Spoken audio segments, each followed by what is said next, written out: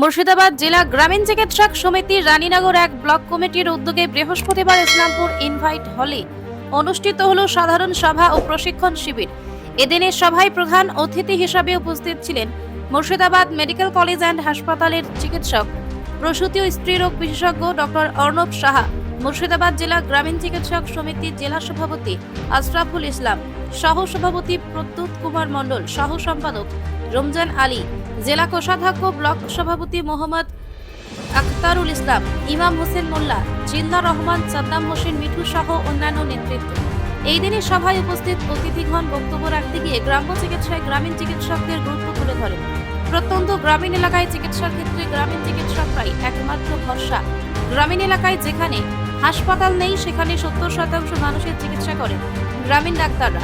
প্রত্যেক গ্রামীণ ডাক্তারদের সরকারিভাবে ট্রেনিং করানোর দাবি জানান মুর্শিদাবাদ মেডিকেল কলেজ অ্যান্ড হাসপাতালের চিকিৎসক, প্রসূতি ও স্ত্রীরোগ বিশেষজ্ঞ ডক্টর অর্ণব সাহা। তার বক্তব্যে মহিলাদের বিভিন্ন সমস্যা নিয়ে আলোচনা করেন, কিভাবে সেগুলো সমাধান করা যায় সে বিষয়ে আলোকপাত করেন।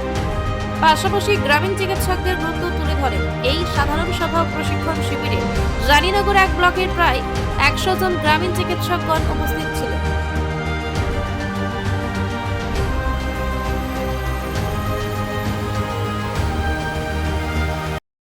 গ্রামীণ চিকিৎসক সমিতি শাখা রানীনগর 1 নম্বর ব্লকের পক্ষ থেকে একটা সাধারণ সভা এবং প্রশিক্ষণ শিবির ছিল। স্থান ইসলামপুর ইনভাইট হল। সেখানে উপস্থিত ছিলেন আমাদের জেলা নেতৃত্ব, জেলা সভাপতি আশরাফুল ইসলাম, জেলার অন্যান্য ব্লকের নেতৃত্ব এবং doctor Arnab Saha medical college Baharampur থেকে এসেছিলেন।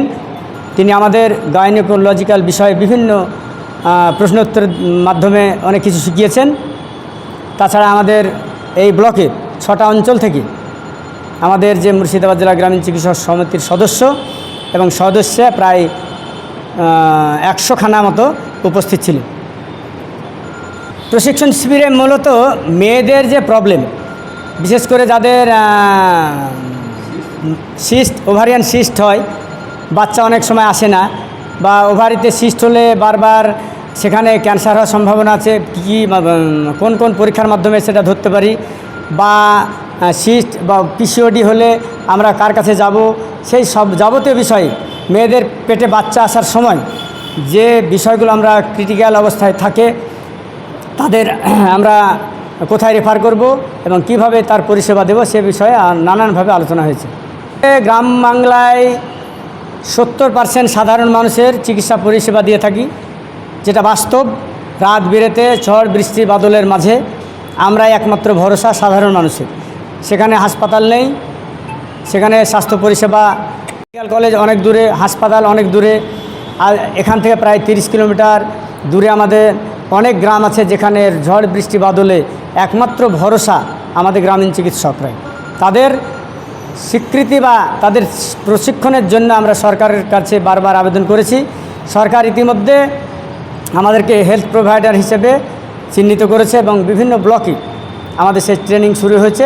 আমরা চাই প্রত্যেকটা ব্লকে প্রত্যেকটা সদস্য খুব তাড়াতাড়ি এই ট্রেনিংগুলো পেয়ে আরও সমৃদ্ধশালী হয়, সেই দাবি রাখছি আমাদের সরকারের কাছে। আমার নাম আখতারুল ইসলাম, আমি জেলা কমিটির সদস্য এবং এই ব্লক রানীনগর 1 নম্বর ব্লকের সভাপতি।